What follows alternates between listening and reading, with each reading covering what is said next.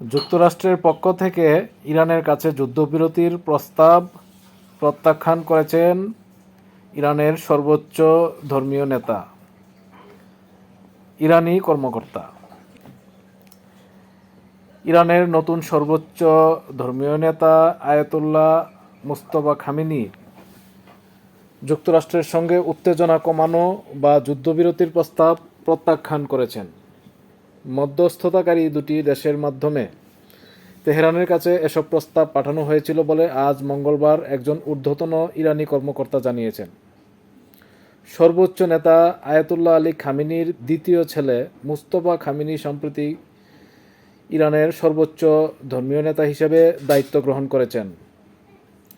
ওই কর্মকর্তা বলেন, নিজের প্রথম পররাষ্ট্রনীতি বিষয়ক অধিবেশনে মুজতবা খামেনি যুক্তরাষ্ট্র ও ইসরায়েলের বিরুদ্ধে প্রতিশোধ নেওয়ার বিষয়ে কঠোর ও অত্যন্ত অনমনীয় অবস্থান দেখিয়েছেন। তবে ওই বৈঠকে তিনি সশরীরে উপস্থিত ছিলেন কি না তা ওই কর্মকর্তা নিশ্চিত করতে পারেননি। বাবা আয়াতুল্লাহ আলী খামেনি ইসরায়েল ও মার্কিন হামলায় নিহত হওয়ার পর মুজতবা খামেনিকে ইরানের সর্বোচ্চ নেতা হিসাবে ঘোষণা করা হয়েছে। দেশটির অ্যাসেম্বলি অব এক্সপার্টস তাকে এ পদে নির্বাচিত করেছে। ইরানের revolutionary guards corps IRGC Mojtaba খামেনিকে অভিনন্দন জানিয়েছে। রাষ্ট্রীয় গণমাধ্যমে প্রকাশিত এক বিবৃতিতে আইআরজিসি খামেনির প্রতি তাদের আন্তরিক ও আজীবন আনুগত্য ঘোষণা করেছে। তারা জোর দিয়ে বলেছে, তারা সব আদেশ মেনে চলবে এবং তা বাস্তবায়নে সদা প্রস্তুত থাকবে। এছাড়া ইরানের সশস্ত্র বাহিনী নতুন সর্বোচ্চ নেতা মুজতবা খামেনির প্রতি সমর্থন জানিয়েছে। রাষ্ট্রীয় গণমাধ্যমে প্রকাশিত এক বিবৃতিতে সামরিক বাহিনীর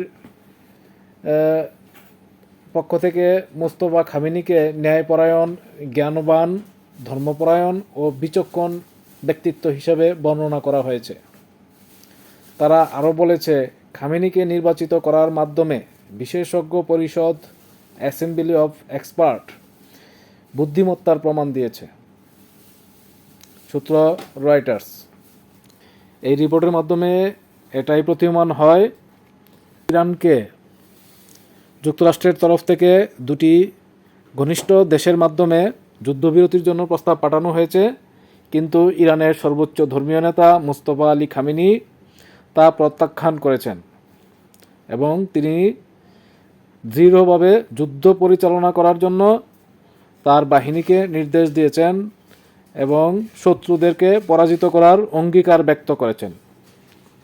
এদিকে ইরান যুদ্ধের প্রতিবাদে যুক্তরাষ্ট্রের ন্যাশনাল কাউন্টার টেররিজম সেন্টারের পরিচালকের পদত্যাগ। যুক্তরাষ্ট্রের ন্যাশনাল কাউন্টার টেররিজম সেন্টারের প্রধান জো কেন্ট পদত্যাগ করেছেন। তিনি এই সেন্টারের পরিচালক হিসাবে দায়িত্ব পালন করছিলেন। ইরানের বিরুদ্ধে মার্কিন ইসরায়েলি যুদ্ধের প্রতিবাদ জানিয়ে পদত্যাগ করেছেন তিনি। জো কেন্ট মার্কিন প্রেসিডেন্ট ডোনাল্ড ট্রাম্পকে লেখা এক চিঠিতে বলেন, আমার বিবেক ইরানে চলমান যুদ্ধকে সমর্থন করতে সাড়া দেয় না। ওই চিঠি এক্স এ পোস্ট করা হয়েছে। কেন্ট আরও লিখেছেন, যুক্তরাষ্ট্রের জন্য ইরান কোনো আসন্ন হুমকি তৈরি করেনি। এটি স্পষ্ট যে আমরা ইসরায়েল ও তাদের প্রভাবশালী আমেরিকান লবির চাপে এই যুদ্ধে লিপ্ত হয়েছি। সূত্র আল জাজিরা। এখানে বলা হয়েছে, ইরানের বিরুদ্ধে যুক্তরাষ্ট্র এবং ইসরায়েলের এই যুদ্ধের বিরুদ্ধে আমেরিকার যে কাউন্টার টেররিজম সেন্টারের পরিচালক তিনি পদত্যাগ করেছেন এবং তিনি তার এক্স পোস্টে এই পদত্যাগের কারণ বর্ণনা করেছেন এবং তিনি বলেছেন, যুক্তরাষ্ট্র এই যুদ্ধে তার নিজের জন্য জড়ায়নি, ইসরায়েল এবং তাদের শক্তিশালী ইহুদি লবির কারণেই এই যুক্তরাষ্ট্র ইরানের বিরুদ্ধে যুদ্ধে গেছে এবং ইরান প্রকৃতপক্ষেই যুক্তরাষ্ট্রের জন্য কোনো হুমকি তৈরি করেনি। Thank you.